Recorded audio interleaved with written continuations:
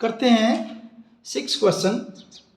और 6 क्वेश्चन क्या आपका, explain why 7 into 11 into 13 plus 13 and 7 into 6 into 5 into 4 into 3 into 2 into 1 plus 5 are composite numbers. इसमें हमने बताना है कि ये जो दो नंबर दे रखे हैं इनको जैसे आप कैलकुलेट करें, एक नंबर तो ये है आपका और दूसरा नंबर ये है। ये जो दो नंबर दे रखे हैं हमने ये बताना है कि ये कंपोजिट नंबर हैं दोनों, ऐसा बताना है।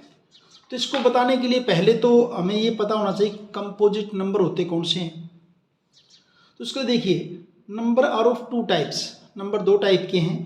पहला आपके होते हैं प्राइम नंबर्स।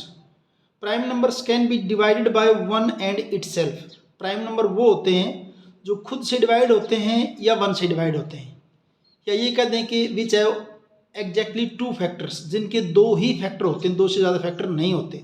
जैसे आपका 2 है, इसके फैक्टर 2 इंटू 1, 3 है, इसके फैक्टर 3 इंटू 1, ऐसे 5 है, उसके फैक्टर 5 इंटू 1, ऐसे जिसके दो ही फैक्टर हों। और कंपोजिट नंबर क्या होगा, वह composite numbers have factor other than one and itself. Composite number वो होंगे जिनके फैक्टर वन और इटसेल्फ के अलावा कोई और भी हो, या ये कह दें कि जिसके फैक्टर मोर देन 2 हो, चाहे 3 हो जाएं चाहे 4 हो जाएं, ऐसे नंबर्स को हम क्या कह देंगे, कंपोजिट नंबर कह देंगे। तो पहला नंबर तो ये है, देखते हैं इसको, देखते हैं कि ये आपका कैसे कंपोजिट नंबर है। देखिए नंबर क्या दे रखा है आपका, 7 इंटू 11 इंटू 13 प्लस 13, ये नंबर दे रखा है। इसमें से क्या करेंगे, इन दोनों के अंदर देखिए एक तो नंबर ये बना हुआ है, इसके अंदर एक ये बना हुआ है, इकट्ठा करेंगे तो एक नंबर बन जाएगा, अलग बात है। दोनों में से 13 को कॉमन ले लिया, और 13 कॉमन लेने के बाद यहाँ क्या बचेगा आपका 7 इंटू 11, और ये क्या हो जाएगा आपका इंटू 1, और प्लस क्या आपका 13 कॉमन लिया तो ये आपका 1 हो जाएगा यहाँ पे। फिर आगे क्या बनेगा, ये 13 इंटू ये 7 इंटू 11 क्या हो जाएगा 77, और प्लस आपका 1। फिर आगे देखिए ये आपका बनेगा 13 इंटू 7 एंड 1 क्या हो जाएगा 77 एंड 1 78। और फिर इसको क्या लिखें 13 इंटू 78 को हम क्या लिख सकते हैं 13 इंटू 6। वैसे चाहे तो हम 6 को भी आगे 2 इंटू 3 कर सकते हैं, लेकिन अपना काम यहाँ पे चल जाएगा। तो यहाँ हम देखेंगे ये जो नंबर है आपका, ये कंप्लीट नंबर ये वाला, इसको कैलकुलेट, पूरा नंबर हमने कैलकुलेट करके दिखाने की जरूरत नहीं है कि क्या बनेगा।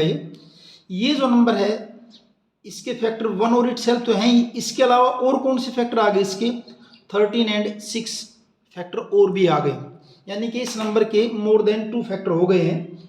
तो हम क्या लिखेंगे, द गिवन एक्सप्रेशन, द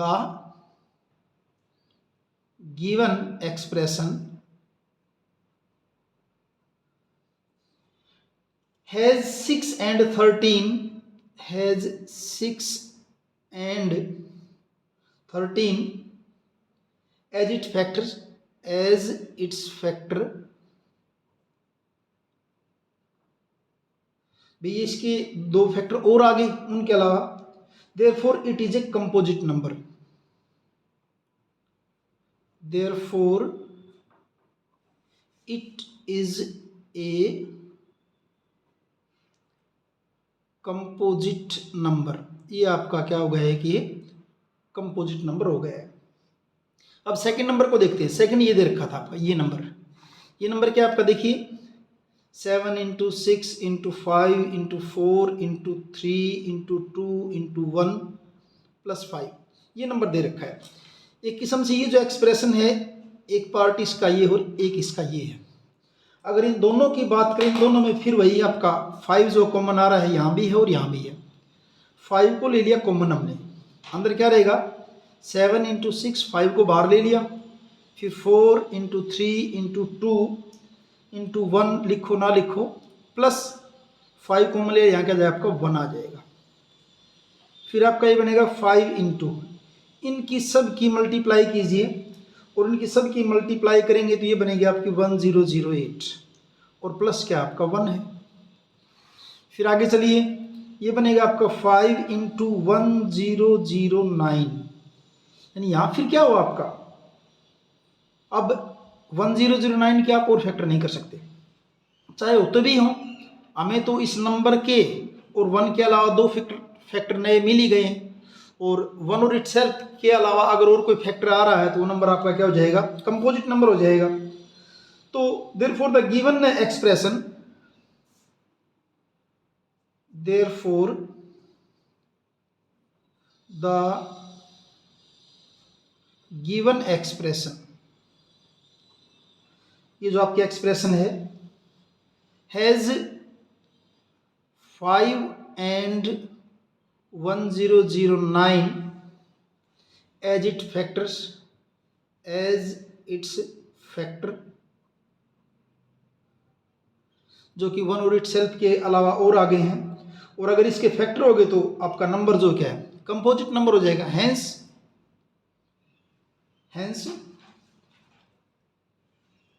जो नंबर आपका, हैंस नंबर या जो एक्सप्रेशन दे रखी थी इज कंपोजिट नंबर, बस इतना ही करना है, कंपोजिट नंबर कंप्लीट आपका न्यूमेरिकल।